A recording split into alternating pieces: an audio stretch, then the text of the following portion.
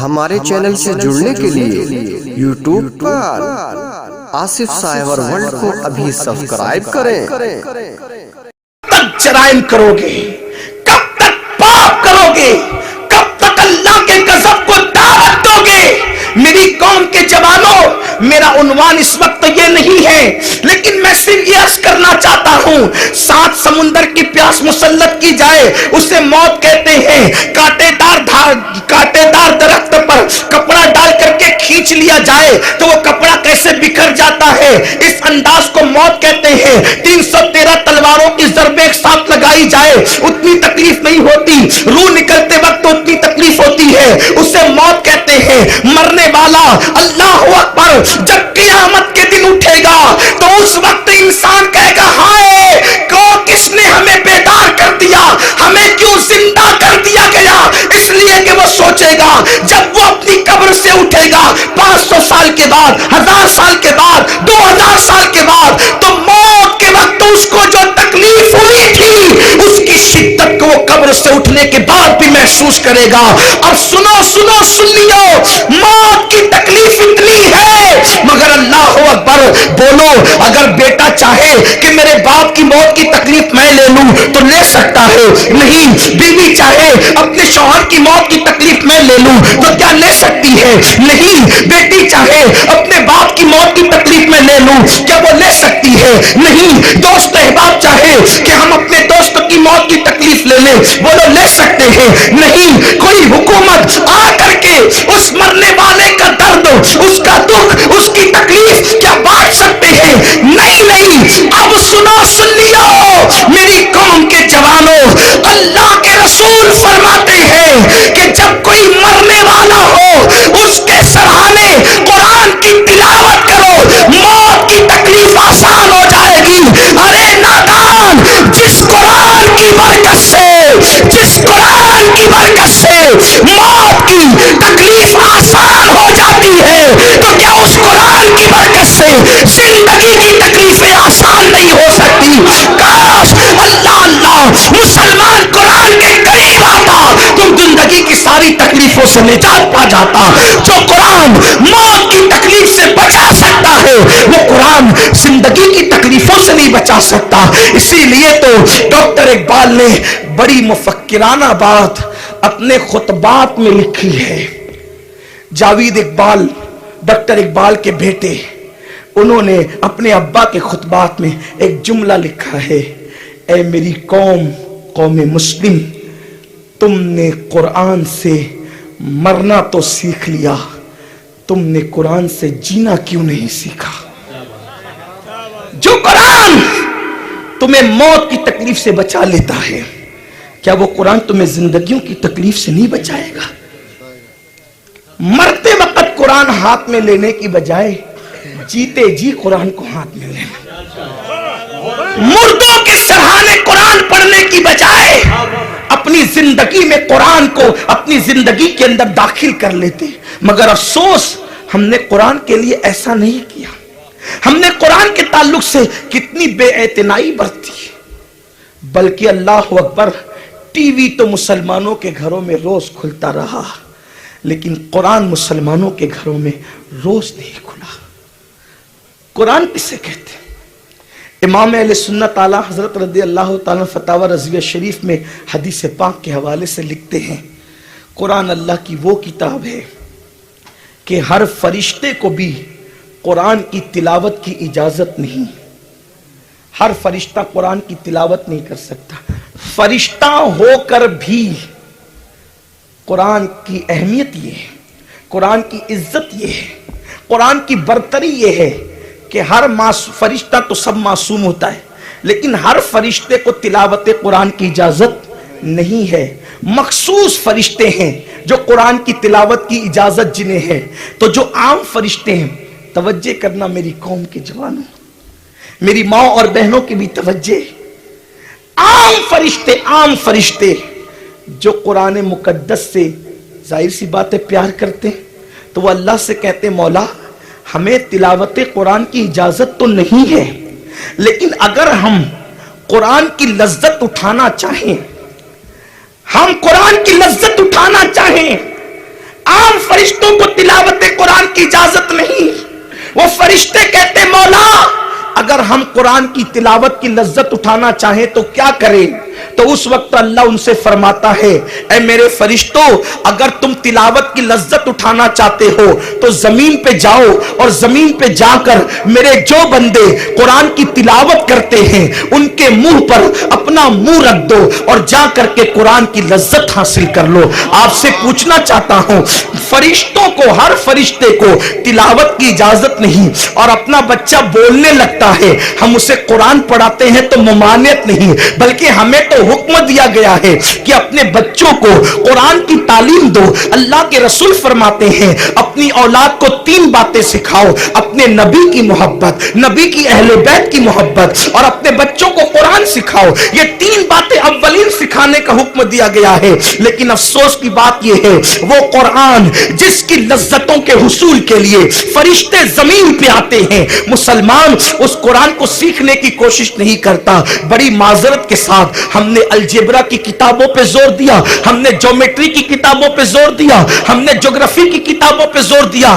دنیاوی تعلیم پڑھانے کے ہم مخالف نہیں, ہمارے علماء اہل سنت مخالف نہیں. اپنے بچوں کو ڈاکٹر بنانے والوں ڈاکٹر بھی بناؤ, ٹیچر بنانے والوں ٹیچر بھی بناؤ, وکیل بنانے والوں وکیل بھی بناؤ, انجینئر بنانے والوں انجینئر بھی بناؤ. لیکن یہ ضرور کہنا چاہتا ہوں مخلوق کی کتاب پڑھانے سے پہلے اپنے بچوں کو خالق کی کتاب پڑھا دو تاکہ تمہارا بچہ ڈاکٹر بنے تو کڈنی چور ڈاکٹر نہ بنے, تمہارا بچہ وکیل بنے تو غلط مقدمے میں وہ کسی کی پیروی نہ کرے. میرے پیارے آقا علیہ السلام کے پیارے دیوانوں بڑی معذرت کے ساتھ آج ملا اور مسٹر میں فرق کر دیا گیا. یہ مولوی لوگ ہیں, یہ قرآن کے سوا کچھ نہیں پڑھتے, اور یہ جو ہے مسٹر لوگ ہیں یہ ڈاکٹر ہیں, یہ وکیل ہیں, یہ بیرسٹر ہیں, یہ جج ہیں, یہ سائنس داں ہیں, یہ جغرافی داں ہیں, علوم ارضیات اور فلکیات کے ماہرین یہ لوگ ہیں,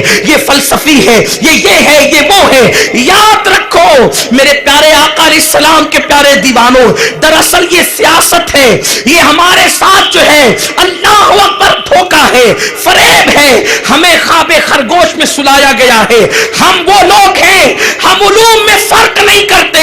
جغرافی کسی کے باپ کے گھر سے نہیں آئی, جغرافی کے سارے چشمے اگر کہیں سے پھوٹتے ہیں تو وہ میرے اللہ کی کتاب قرآن سے پھوٹتے ہیں. سائنسی علوم اگر کہیں سے نکلتے ہیں تو وہ قرآن مقدس سے نے دینی تعلیم حاصل کی.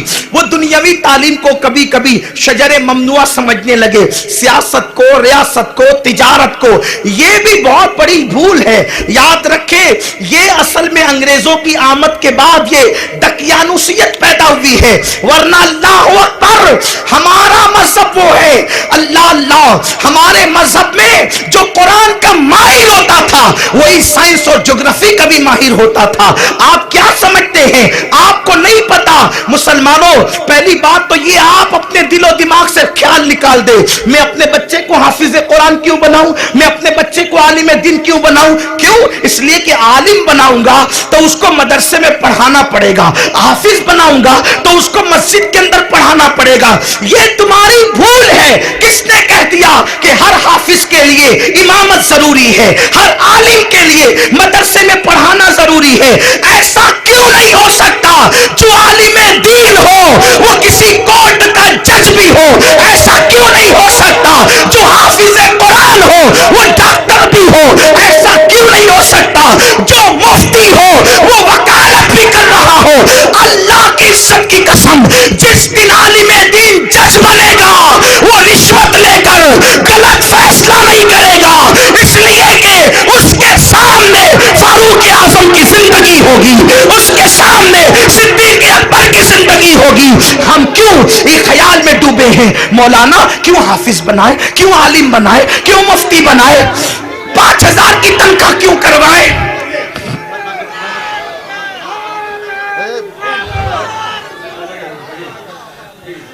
توجہ کر لیں, دھیان دے میری بات پر. میرے آقا علیہ السلام کے دیوانوں آؤ میں تمہیں ایک جج سے تصورات کی دنیا میں ملاتا ہوں. ایک ایسا جج ہے جو ظہر کی اذان سے پہلے کورٹ کے اندر مقدمات کا فیصلہ کرتا ہے، اور جب ظہر کی اذان ہوتی ہے تو وہی جج کورٹ سے نکل کر مصلی امامت پر آتا ہے اور مسلمانوں کی نماز پڑھاتا ہے۔ کتنے سال پہلے کی بات ہے؟ 400 سال، 500 سال، 600 سال نہیں، ابھی صرف 200 سال پہلے کی بات ہے۔ وہ ایسا جج ہے کہ عدالت کی کرسی پہ بیٹھ کے لوگوں کے فیصلے کرتا ہے، اور جب اذان ہوتی ہے ظہر کی نماز پڑھاتا ہے۔ اس جج کا نام کیا ہے؟ اسی کو دنیا مجاہد آزادی علامہ فضل خیر آبادی کے نام سے جانتی ہے۔ وہ فضل خیر آبادی ظہر سے پہلے فیصلے کرتا ہے اور ظہر کے وقت میں آ کر کے مصلی پہ امامت کرتا ہے۔ آؤ میں تمہیں ایک ایسے تراویح کے امام سے ملاتا ہوں۔ معافی چاہتا ہوں آپ لوگوں سے، واللہ تاللہ باللہ کسی کی تحقیر منظور نہیں، نہ کوئی ٹارگیٹ پر ہے۔ آپ سے معافی چاہتا ہوں، حق بات کہنا چاہتا ہوں، کڑوی لگے تو معاف کرنا، نہیں معاف کر سکتے تو بدلہ لینا۔ آج جب کوئی حافظ قرآن ٹرسٹی کے پاس جاتا ہے، میں نے رمضان شریف میں قرآن سنانا ہے، تو کچھ بے باک قسم کے لوگ ہوتے ہیں، کہتے ہیں کتنا دو گے، کتنا دو گے؟ ٹرسٹی کہتا ہے کتنا لوگے؟ پوچھیں ان اللہ والے مفتیوں سے، اللہ والے مفتیوں سے پوچھیں کہ یہ کرنا کیسا؟ ایسے کے پیچھے تو تراویح ہی نہ ہوئی۔ قرآن کی اجرت مانگنے والے کے اقتداء میں تراویح پڑھنا بھی جائز نہیں، بلکہ صدر الشریعہ نے تو یہاں تک لکھا، کیا لکھا؟ کہ اگر یہ ہے نا کہ یہاں ملتا ہے، یہاں ملتا ہے، پھر بھی پڑھاتا ہے اس تصور کے ساتھ کہ ملے گا، فرماتے ہیں اب بھی اجر اس کو کیا ملنا ہے؟ ٹھیک ہے نا، میں اس کو مکمل جملوں کو نقل نہیں کر رہا ہوں، ہو سکتا ہے کہ شاید پیمانہ لبریز ہو جائے۔ مکمل جملے اگر آپ کو دیکھنا ہے تو بار شریعت اٹھا کر کے دیکھ لیں کیا لکھا گیا ہے۔ بلکہ خود فرماتے ہیں میں نے تو برسوں تراویح جماعت کے ساتھ پڑھنے سے یا قرآن سننے سے میں محروم رہا، اسی لیے کہ دور اور حالات ایسے۔ صدر الشریعہ نے لکھا علیہ رحمت و رضوان۔ آپ سے پوچھتا ہوں یہ طے کرنے کے حالات کیوں پیدا ہوئے؟ کتنا دو گے اور کتنا لوگے؟ کیونکہ قرآن پڑھنے والے اس گھرانے کے شخص نے قرآن پڑھا جس کا باپ ٹھیلا ڈکیلتا تھا، جس کا باپ سبزی بیچتا تھا، ہے نا، تو اسے تھی پیسوں کی ضرورت، اس لیے اس نے پیسوں کا مطالبہ کیا، مجبوری تھی اس کی، حالانکہ شریعت اس کی اجازت نہیں دیتی، بڑی معذرت کے ساتھ۔ اگر ایسا ہوتا کہ کسی جج کا بیٹا حافظ قرآن ہوتا تو کیا وہ بھی طے کرتا؟ کیا کسی کارخانے دار کا بیٹا حافظ قرآن بنتا تو وہ بھی طے کرتا؟ وہ سوچتا ہے یار یہاں 1 لاکھ روپیہ ملتا ہے، میرا باپ تو اس سے ڈبل ٹریبل زکوٰۃ میں تقسیم کرتا ہے، میں نے کیا طے کرنا ہے؟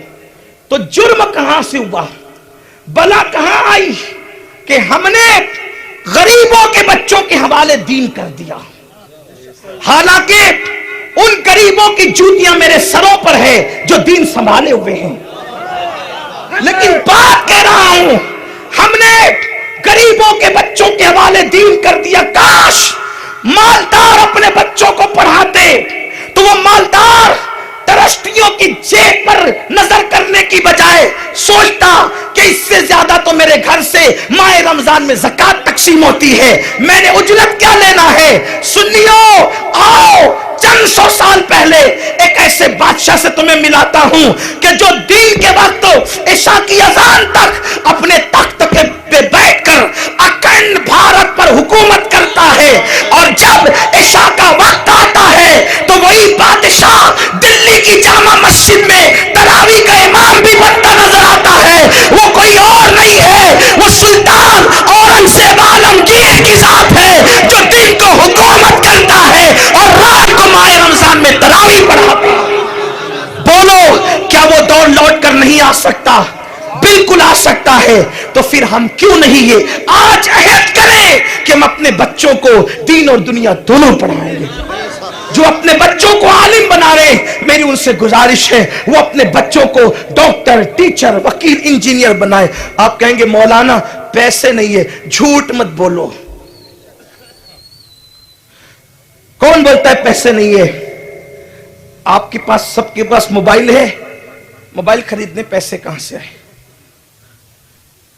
آپ لوگ گٹکا کھا کر کے جتنے پیسے تھوک دیتے ہیں، سگریٹ پی کر جتنے پیسے کو آگ لگا دیتے ہیں، اب سے پوچھتا ہوں یہ پیسے کہاں سے آتے ہیں؟ ایک باپ چھوڑ دے گٹکا کھانا، ایک باپ چھوڑ دے سگریٹ پینا، عید پر 4 ڈریس بناتے ہو، چھوڑ دو 4 ڈریس بنانا۔ کس نے کہہ دیا کہ ہر عید پر نیا لباس پہننا فرض یا واجب ہے؟ ایسا کیوں نہیں ہو سکتا؟ جب تک میرا بچہ پڑھے گا اس وقت تک میں نے عید پہ نیا لباس نہیں بلکہ دھلا پہن کر زندگی گزارنا ہے، اور وہ قیمت بچا کر میں نے اپنے بیٹے کو تعلیم حاصل کروانا ہے۔ کس نے کہہ دیا کہ 3 وقت پیٹ بھر کے کھانا ضروری ہے؟ 1 وقت کھاؤ، چلے کبھی فاقہ بھی کر لو، پڑھاؤ اپنے بچوں کو۔ ہماری خانقاہ ماہرہ مطہرہ جس سے ہم سب وابستہ ہے، امام احمد رضا وابستہ ہے، بدائیوں کے مشائخ وابستہ ہے، اس ماہرہ مطہرہ کا یہ اعلان ہے، نعرہ ہے، آدھی روٹی کھائیں گے بچوں کو پڑھائیں گے۔ مت کھاؤ 1 روٹی، آدھی روٹی پڑھاؤ بچوں کو۔ آپ جانتے ہیں، دیکھو تعلیم وہ ہے جو انسان کی ضرورت کل بھی تھی اور آج بھی۔ علم وہ ہے جو یوسف کو مصر کے قید خانے سے نکال کر مصر کا بادشاہ بنا دیتا ہے۔ علم وہ ہے آدم کے آگے فرشتوں کو جھکا دیتا ہے۔ علم وہ ہے جس نے سلیمان کو تخت عطا کیا علیہ السلام۔ علم وہ ہے جس قوم کے پاس گیا وہ قوم ہمیشہ مقتدا اور پیشوا رہی۔ آج ہم علم سے کوسوں دور ہے، جہالت کی وادیوں میں بھٹک رہے ہو۔ جتنی رقم ہم عیاشیوں پہ خرچ کرتے ہیں اتنی رقم ہم تعلیم پہ کیوں خرچ نہیں کرتے؟ بڑی معذرت کے ساتھ میں خانقاہی محفل سما کا قائل ہوں۔ ہمارے اکابرین نے، غریب نواز محبوب الہی باب بختیار کاکی، ہمارے مشائخ نے جن شرائط اور جس انداز کے ساتھ سما کیا، میں اس کا قائل ہوں۔ جائز اور ناجائز پہ بحث کرنے نہیں آیا، یہ کام اہل علم کا ہے۔ میں ایک چھوٹا سا آپ کا خادم ہوں، بڑی معذرت کے ساتھ۔ عرس کی ایک محفلوں میں قوال پر 35 ہزار روپے لٹا دینے والوں، کیا تم اس بزرگ کے نام پر وہ 35 اور 40 ہزار کی رقم تعلیم کے نام پہ خرچ نہیں کر سکتے؟ اولیاء کے مزار پر 1 لاکھ کی چادریں چڑھانے والوں، جس ولی کے مزار پہ تم 1 لاکھ کی چادر چڑھا رہے ہو، کیا وہ رقم تم تعلیم کے نام پہ اسی بزرگ کے ایصال ثواب کی نیت سے خرچ نہیں کر سکتے؟ 1 لاکھ کی بجائے 1000 کی چادر چڑھائیے، 100 کی چادر چڑھائیے۔ وہ بے نیاز ہے جو قبر میں جنت کے باغ، جس کی قبر جنت کے باغوں میں سے ایک باغ ہے، وہ بے نیاز ہے آپ کی چادر کے حوالے سے۔ اسے ضرورت نہیں ہے آپ کی چادر کی، بس مزار پہ چادر چڑھانے کا یہی تصور ہے کہ عوام کی مزار میں اور ولی کی مزار میں فرق ہو جائے، بس چادر کا اتنا ہی تصور ہے۔ اس سے زیادہ اہل سنت کے نزدیک چادر کی کوئی حیثیت نہیں ہے، صرف فرق کرنے کے لیے ہے۔ تو فرق کیا ضروری ہے کہ 1 لاکھ کی زرق برق کی چادر سے ہوگا؟ ارے 1000 روپے کی چادر سے بھی جب تفریق ہو سکتی ہے تو اپنا مقصد پورا ہو گیا۔ وہ ولی جس نے ساری زندگی شریعت پر عمل کرتے ہوئے فکر امت میں، امت کے درد میں اپنی زندگی کو گزار دیا، اس کی قبر پہ چادر ڈالنے سے وہ اتنا خوش نہیں ہوگا جتنا ان کے ایصال ثواب کے لیے آپ تعلیم کے نام پہ خرچ کرو گے تو وہ خوش ہوگا۔ ہم نے ترجیحات نہیں دی ان چیزوں کو جو چیزیں ترجیحات کے لیے تھی۔ اور یہ صرف یہ نہیں، جلسوں کے اخراجات بھی آپ کے کیا کوئی کم ہے؟ ہر شہر میں سال میں 50 جلسے ہوتے ہیں۔ نعت خواں پوچھتا ہے آؤں گا تو کتنا دو گے؟ کمیٹی والے کہتے ہیں جتنا آپ کہو گے، اس لیے کہ سب ایسے نہیں ہے لیکن آج کل ایسا ہے، کمیٹی والوں کے لیے بھی جلسہ بزنس اور بعض نعت خانوں اور مقرروں کے لیے بھی بزنس، دونوں طبقے بزنس۔ سب کی بات نہیں کرتا، آج بھی کچھ اللہ والے موجود ہیں۔ 50,000 روپے اس گویے کو دے رہے ہو جو آ کر کہے گا जो आशिक रसूल हाथ उठाओ सुभान अल्लाह को जन्नत में जाओ, और उसको आशिक रसूल कहलाने का हक क्या है जो नबी के जिक्र की उजरत आपसे भीख के तौर पे मांग रहा है? क्या ये नहीं होगा? कौन देता है? देने को मुंह चाहिए, देने वाला है सच्चा हमारा। ये किसके लिए? ये सिर्फ शेर पढ़ने के लिए है। ओ गवैये, तू कब अमल करेगा इस पर? कौन देता है? देने को मुंह चाहिए। तू कब अमल करेगा? भीख मांग रहा है तू, 50,000 दो। और खतीब साहब भी, बाज लोग कहते हैं मौलाना साहब के, खतीब साहब जो सच्चा मौलाना है वो नहीं, खतीब साहब एक नाइट का कितना दोगे? नाइट तो नचनियों की तय होती है, खतीबों की नाइट कब से तय होने लगी? लेकिन तुम्हें होश नहीं आता, तुम्हें होश नहीं आता। तुम क्यों ये कह करके फोन नहीं रख देते कि बदबख्त, अगर तू इश्क रसूल की कीमत मांगता है तो जा, हमारे पास नाम मोहम्मद के लिए कोई ऐसी चीज नहीं है कि जो हम उसका एवज दे सके। एक बार नाम मोहम्मद कोई ले तो उसका सिला आप क्या देंगे? आप मुझे बताएं। 50,000, 1,00,000, इतना सस्ता, इतना सस्ता नाम मोहम्मद है? बोलो, अगर जान दे दे तो हक तो ये है कि हक अदा ना हुआ। 1000 बार बिशोयम दहन ज मुश्क गुलाब, हुनूज नाम तो गुफ्तम कमाल बेअदबी, गालिब सनाए ख्वाजा बयज़दा गुज़ाश्ते। यार गालिब शराबी था, लेकिन उन नाइट तय करने वालों से तो कुछ अच्छा ही मालूम होता है मुझे ये 2 मिसरे पढ़ने के बाद कि गालिब सनाए ख्वाजा बयज़दा गुज़ाश्ते आज़ाते पाके मर्तबा दाने मोहम्मद अस्त। गालिब कहता है कि मैं नात क्या लिखूं, मैं ये मामला तो अल्लाह ही के सुपुर्द करता हूं, क्योंकि अल्लाह से अच्छा कोई मुस्तफा जाने रहमत की शान को बयान नहीं कर सकता, क्योंकि अल्लाह ही जानता है कि उसके महबूब का मर्तबा क्या है। मुझे मालूम है कि मेरे जाने के बाद मुझे जरूर गालियां दी जाएगी, लेकिन परवाह किसे है? मुझे कोई इसकी परवाह नहीं है। मुझे पता है बहाने तलाश करके मुझे डैमेज करने की कोशिश की जाएगी, मुझे उसकी भी परवाह नहीं है। लेकिन ये जरूर कहता हूं, जो भीख के तौर पर रकम तय करते हैं ना, ऐसे खतीबों को मत बुलाओ जो बहुत मुख्तसर सिर्फ तोहफे पर, वो भी आप देना चाहें तो, और नहीं देना चाहें तो उसके माथे पर वाकईतन कोई शिकन ना आए, जो हुजूर की नौकरी करके चला जाए। आपकी नहीं, ऐसों को बुलाओ। और जलसों पे जो रकम तुम खर्च करते हो, वो रकम अपने मोहल्ले के यतीमों की तालीम पे खर्च करो, अपने मोहल्ले के गरीबों की तालीम पे खर्च करो। ये खोखले नारों के जलसों से कोई इनकलाब नहीं आएगा। तालीम याफ्ता अफराद पैदा करो। आप जानते हैं तालीम सबकी जरूरत है। मैं अभी अब्दुल कलाम के अकीदे से कोई बात नहीं करता, उलमा मुझे माफ करें, मैं उसके अकीदे पे कोई बात नहीं कर रहा हूं, उसके नसब पे, उसके रिश्ते पे कोई बात नहीं कर रहा हूं। लेकिन आपसे पूछता हूं, हिंदुस्तान में कुछ लोग मुसलमानों को कितनी गालियां देते हैं, है ना? लेकिन जिस दिन अब्दुल कलाम का इंतकाल हुआ, उस दिन उसके जनाजे पे फूल चढ़ाने के लिए वो लोग गए थे या नहीं गए थे जो मुसलमानों को मुंह भर भर गालियां देते हैं? क्यों गए थे? जूते उतार कर गए थे, जनाजे से दूर जूते उतार गए थे। क्यों? अब्दुल कलाम में कोई सुर्खाब के पर थे? उसके पास वो एजुकेशन था जिसने एजुकेशन की बुनियाद पर हिंदुस्तान को एटमी ताकत अता की। हिंदुस्तान वाले सीना तान कर कह सकते हैं, हिंदुस्तान से अगर दुनिया की दूसरी बड़ी बड़ी सुपर पावर ताकतें लर्जा बरंदाम है तो सिर्फ इस बुनियाद पर कि हमारे पास एटमी ताकत है, और हिंदुस्तान को एटमी ताकत देने वाला कोई और नहीं है, वो मेरे आका का कलमा पढ़ने वाला अब्दुल कलाम है। लेकिन आप मुझे बताएं, ये कौन था अब्दुल कलाम? अब्दुल कलाम कौन था? एक मछली पकड़ने वाले का बेटा, मछेरे का बेटा।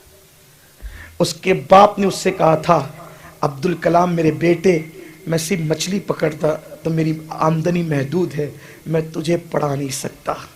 अब्दुल कलाम के दादा ने कहा था, चुप रहे, तू नहीं पढ़ाएगा, अपने पोते को मैं पढ़ाऊंगा। अब्दुल कलाम अपनी खुद नवेश्त में खुद लिखते हैं, वो कहते हैं कि मेरी बहन ने मेरी तालीम के लिए अपने ज़ेवरात बेच दिए थे, اور میں اسکول کے ٹائم کے علاوہ روڈ پر اخبارات بیچتا تھا اور اس سے جو رقم آتی تھی اخبار بیچ کر دادا کی محنت سے بہن کی محنت سے تعلیم حاصل کرتا تھا. بولو تعلیم حاصل کرنے کے بعد ہندوستان کا صدر جمہوریہ جو بنا ہے کس بنیاد پہ؟ تعلیم کی بنیاد پہ. آج ہمیں تعلیم کے میدان میں آگے بڑھنا ہوگا. یہ موبائل سے عزت تو قیمتی موبائل اگر اللہ نے دولت دی تو استعمال کیجئے, لیکن یہ جھوٹی شان بتانا بند کیجئے. اپنے بچوں کو پڑھائیے, اپنے بچوں کو بیٹیوں کو تعلیم سے آراستہ کیجئے, بیٹوں کو تعلیم سے آراستہ کیجئے. دیکھو علم ہر دور کی ضرورت ہے اور آج کے دور کی تو عظیم ضرورت ہے. اور جو دولت مند لوگ ہیں ان سے کہتا ہوں انگلش پڑھانے والوں قرآن بھی پڑھاؤ اپنے بچوں. آپ کہیں گے ہم بادشاہ کب تک تھے؟ جب تک تم قرآن کے قریب تھے. جب تک تم قرآن کے قریب تھے تب تک تم بادشاہ تھے. حیرت ہے شاہ جہاں نے جتنے بیٹے اور بیٹیاں ہیں سب کو پڑھایا. شاہ جہاں کا بیٹا دارا شکو کی کتاب سکینت الاولیاء, اولیاء اللہ کی زندگی پر ہے. پڑھ کر پتہ چلتا ہے وہ کوئی جاہل نہیں تھا, علم والا تھا. پھر اس کے بعد ہمارے علماء موجود ہے, صوفیاء کرام حالت سکر میں جو جملے کہتے ہیں ان کو تو عام عالم اس کا ترجمہ نہیں کر سکتا. عام عالم ہم جیسا کوئی, ہم تو وہ بھی نہیں ہیں علماء کی جوتیاں سیدھی کرنے, وہ سکر کی کیفیت کے کہے ہوئے جملے اس کا معنی کوئی بیان ہی نہیں کر سکتا. لیکن دارا شکو اتنا بڑا علم والا تھا, اس نے صوفیہ کے سکر کی کیفیت میں زبان سے نکلے ہوئے جملوں پر پوری کتاب لکھی ہے, ترجمہ کر کے بتایا ہے. یہ کوئی جاہل نے کام کیا ہے؟ اس کے بعد آپ دیکھیں شاہ جہاں نے اپنی بیٹی کو کتنا پڑھایا. سرکار غریب نواز کی زندگی پر جتنی کتابیں آپ کو ملتی ہے کم و بیش ہر کتاب میں جو 3 صدیوں کے بھی درمیان لکھی گئی ہے, بڑے سے بڑے محقق بڑے سے بڑے عالم نے جو کتاب لکھی ہے, مونس الارواح کے بغیر کسی بھی محقق اور عالم کی کتاب غریب نواز کی سیرت پہ مکمل نہ ہو سکی. یہ مونس الارواح کا مصنف کون ہے؟ تو وہ شاہ جہاں کی بیٹی جہاں آرا بیگم ہے, جس نے غریب نواز کی زندگی پر مونس الارواح جیسی کتاب لکھی کہ خطیب مشرق علامہ نظامی جیسا شخص بھی مونس الارواح کے بغیر سیرت غریب نواز مکمل نہ کر سکا. آپ غور فرمائیں تو غریب بھی اپنے بچوں کو تعلیم سے آراستہ کرے اور امیر بھی. امیر یہ نہ سوچے کہ میرے پاس تو دولت بہت ہے, میں پڑھا کر کیا کروں گا, نوکری کرواؤں گا. ہم نوکری کے لیے علم حاصل نہیں کرتے, اپنے نبی کے فرمان پہ عمل کے لیے علم حاصل کرتے ہیں. ہمیں اللہ نے دولت بہت دی ہے, اللہ نے ہمیں بہت نوازا ہے. ہم فضول خرچی سے بچیں اور بچائیں, اپنے بچوں کو قرآن کی تعلیم سے آراستہ کریں. بات دور نکل گئی, عرض یہ کر رہا تھا قرآن اللہ کی کتاب ہے. اپنی گفتگو سمیٹتے ہوئے عرض کروں قرآن اللہ کی کتاب ہے.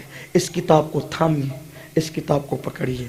ایک بات آپ سے عرض کروں, جس قوم کے پاس سے علم چلا جاتا ہے اس قوم کے پاس سے اقتدار چلا جاتا ہے.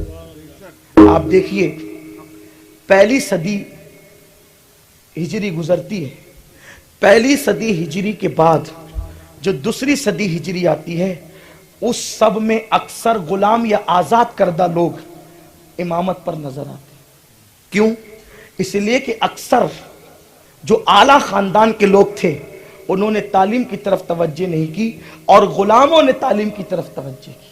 اس لیے اکثر دیکھتے جائیں آپ کہ اعلیٰ نسب لوگ جو ہے پھر گمنام ہوتے چلے گئے, اور جنہوں نے تعلیم کے میدان میں قیادت کی دنیا نے ان کو امام تسلیم کیا. آپ مثال کے طور پہ بہت نام لے سکتے ہیں, حضرت عطا ابن رباح کا نام لے سکتے ہیں, یہ بہت بڑے امام ہے. کون ہے یہ کون ہے؟ امام سالم کا نام لے سکتے ہیں. کون ہے یہ سب وہ لوگ ہیں جو صحابہ کرام کے یہاں غلام کی حیثیت سے تھے, اور ان لوگوں نے علم حاصل کیا تو بعد میں لوگوں نے انہی کو امام تسلیم کیا. میرے پیارے آقا صلی اللہ علیہ وسلم کے پیارے دیوانوں, جب تک علم کی کمانڈ اپنے ہاتھ میں رہے گی دنیا ہمیں مقتدی اور پیشوا مانتی رہے گی. اور ایک بات آپ سے عرض کروں, عبادت سے زیادہ اہمیت ہمارے یہاں علم کی ہے. عبادت سے زیادہ اہمیت ہمارے یہاں علم کی ہے, اس لیے کہ اللہ کے رسول علیہ السلام فرماتے ہیں کہ رات کے مختصر وقت میں علم دین کا حاصل کرنا رات بھر جاگ کر نفل عبادت سے بہتر ہے. اور آپ عبادت سے پہلے علم کا درجہ ہے, اس لیے کہ آپ تہجد پڑھتے ہیں لیکن نماز کی شرائط اور فرائض کتنے آپ کو پتا ہی نہیں ہے تو پیشانی گھس جائے گی، لیکن تہجد کا ثواب آپ کے نامہ اعمال میں آ ہی نہیں سکتا، کیونکہ سجدہ کرنا کیسے ہے، سجدے میں پڑھنا کیا ہے یہ تو آپ کو پتہ ہی نہیں ہے، غسل کی سنتیں کیا ہے، غسل کے فرائض کیا ہے، غسل کس طریقے سے کیا جاتا ہے۔ اور آپ دیکھیں فرشتے ہزاروں سال کے عابد تھے، فرشتے ہزاروں سال کی عابد تھے، حضرت آدم نے ابھی تک کوئی عبادت ہی نہیں کی تھی، فرشتے گویا کے بشکل عابد تھے اور آدم بشکل عالم تھے۔ علم والوں کے سامنے ہزاروں سال کے عبادت گزاروں کو جھکنا پڑا، اور قدرت نے پہلے دن بتا دیا اگر اپنے آگے قوموں کو جھکانا ہے تو تمہیں آدم کے علم کا وارث بننا پڑے گا۔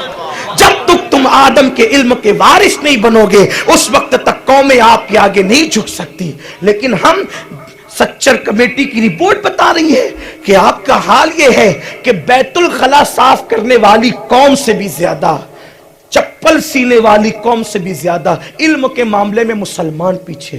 کون مسلمان؟ جس کے نبی پہ پہلی آیت آئی اقرا، پڑھیے پڑھیے۔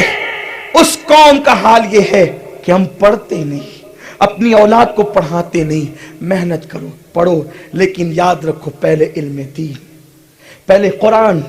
آؤ قرآن کی برکت کیا ہے، اپنی گفتگو سمیٹتے ہوئے عرض کر دو قرآن کیا ہے۔ قرآن ایک ایسی کتاب ہے جس کو دیکھنا بھی عبادت ہے، جس کو چھونا بھی عبادت ہے، جس کو پڑھنا بھی عبادت ہے۔ کیا قرآن کی برکت ہے۔ میرے آقا فرماتے ہیں اگر کوئی قرآن حفظ کرنا شروع کر دے اور اسی حالت میں موت واقع ہو جائے تو اللہ اس پر ایک فرشتہ مقرر کرتا ہے جو قرآن میں اس کو حفظ، جو قبر میں اس کو حفظ کراتا رہتا ہے، قبر میں اس کو حفظ کراتا رہتا ہے، فرشتہ مقرر ہوتا ہے۔ اللہ اکبر۔ حضور فرماتے علیہ الصلوۃ والتسلیم کہ جس گھر میں قرآن کی تلاوت نہیں ہوتی وہ گھر ویران قبرستان کی طرح ہے۔ آج مسلمان کہتا ہے مولانا ہم ویران کیوں رہے، ہماری بستیاں ویران کیوں رہی ہے؟ رسول اللہ نے تو 1400 سال پہلے فرمایا تھا کہ جس گھر میں تلاوت نہیں ہوتی وہ گھر ویران ہی ہونا ہے، وہاں ویران ہی ہے۔ کیوں نہیں پڑھتے قرآن؟ مولانا ٹائم نہیں ملتا۔ واٹس ایپ کے لیے ٹائم ہے، قرآن کے لیے ٹائم کیوں نہیں ہے؟ فیس بک کے لیے ٹائم ہے، قرآن کے لیے ٹائم کی؟ جھوٹ ہے، سخت ترین جھوٹ ہے، ٹائم نہیں ملتا۔ اپنے پاس جتنا ٹائم ہے یار موبائل میں ہیرو کی تصویر رکھنے سے تو اچھا ہے قرآن رکھتے، اور جب ٹائم ملتا ایک ہی منٹ میں صحیح چند آیت کی تلاوت کر لیتے۔ قرآن پڑھو، قرآن کی بڑی برکت ہے۔ بہنیں بیٹھی ہوئی ہیں رت جگہوں میں، یہ گانے بھی گا سکتی ہے، سیریل بھی دیکھ سکتی، قرآن نہیں پڑھ سکتی، قرآن نہیں پڑھنا آتا ہی نہیں، سیکھتی بھی نہیں، ماں باپ سکھاتے بھی نہیں۔ اور بعض جگہ رواج یہ ہے کہ بیٹی کے رشتے کے لیے اتنا قرآن پڑھا دیتے ہیں کہ بس اتنا کہہ سکیں رشتہ طے کرتے تو بیٹی قرآن شریف پڑھی ہوئی ہے، بڑی چیز ختم کی ہوئی، بس اتنا یہ رواج ہے۔ صحیح قرآن پڑھنا نہیں جاتی، کیوں؟ اس لیے کہ الجبرا، جیومیٹری، ریاضی، میتھس کے لیے ہزاروں روپے کا ٹیچر لگائیں گے، ٹیوشن کے لیے، کوچنگ کے لیے، اور قرآن پڑھنے کے لیے ایسی کسی بیوہ خاتون کو مقرر کر دیں گے جس کی مجبوری نے اس کو قرآن پڑھانے پر مجبور کر دیا، اس کو خود قرآن صحیح پڑھنا نہیں آئے گا، تلفظ کے ساتھ قرآن نہیں پڑھ سکے گی تو وہ غلط ہی پڑھائے گی، اور غلط ہی بچوں کو بھی غلط ہی قرآن پڑھایا جاتا ہے، بچے بھی۔ یعنی کہ ہر کتاب پڑھانے کے لیے مہنگے سے مہنگا ٹیچر، اور اللہ کی کتاب پڑھانے کے لیے سستے سے سستا ٹیچر۔ جو قوم قرآن کو دوسری کتابوں کے برابر بھی اہمیت نہ دے وہ قوم عزت کے ساتھ کیا جی سکتی ہے؟ آپ کو بتاؤں ڈاکٹر اقبال کا پھر وہ خطبہ یاد آیا۔ اقبال کہتے ہیں کہ جب بہن قرآن پڑھتی ہے، جب بہن قرآن پڑھتی ہے تو اسلام کو عمر جیسا بطل جلیل نصیب ہوتا ہے۔ عمر اسلام قبول کرتے ہیں کسی مقرر کی تقریر سن کر نہیں، عمر کو اسلام ملا کسی خطیب کی خطابت سے نہیں، بہن نے قرآن پڑھا تو اسلام کو عمر جیسا بطل جلیل مل گیا۔ اگر آج کی بہنیں بھی قرآن پڑھنے لگے گی اب کوئی عمر تو نہیں آ سکتا، البتہ پرتوے عمر ضرور اسلام کو نہ مل سکتا ہے۔ لیکن آج بہنیں قرآن کہاں پڑھتی ہے؟ آج کل کی بیٹیوں کو تو قرآن پڑھنا بھی نہیں آتا۔ آپ جانتے ہیں مائیں اس قدر پاورفل تھی کہ بچوں کو قرآن مائیں پہلے پڑھاتی تھی. بچوں کا پہلا مدرسہ ماں کی گود تھی. لوگ کہتے ہیں مولانا کیا یہ ہو سکتا ہے کہ کسی کا بیٹا بھی نیزے پہ قرآن سنائے؟ ہم کہتے کیوں نہیں ہو سکتا. جس کی ماں فاطمۃ الزہرا جیسی قرآن کی قاریہ ہو, پھر اس کا بیٹے ہی کو حق ہے کہ وہ نیزے پہ قرآن سنائے. آج کی مائیں لوریاں دیتی ہے گانے غزلوں سے. بی بی زہرا پاک نے اپنے بیٹوں کو اور بیٹیوں کو جب لوری دی ہے تو اشعار پڑھ کر نہیں بلکہ قرآن کی تلاوت کرتے کرتے لوریاں دی ہے.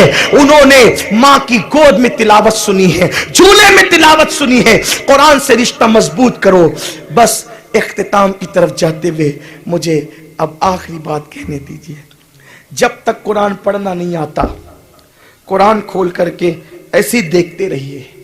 اور ابھی رمضان شریف شروع ہونے کو تقریباً 20 دن یا جو ہے وہ 18-19 دن قریب کچھ باقی ہے.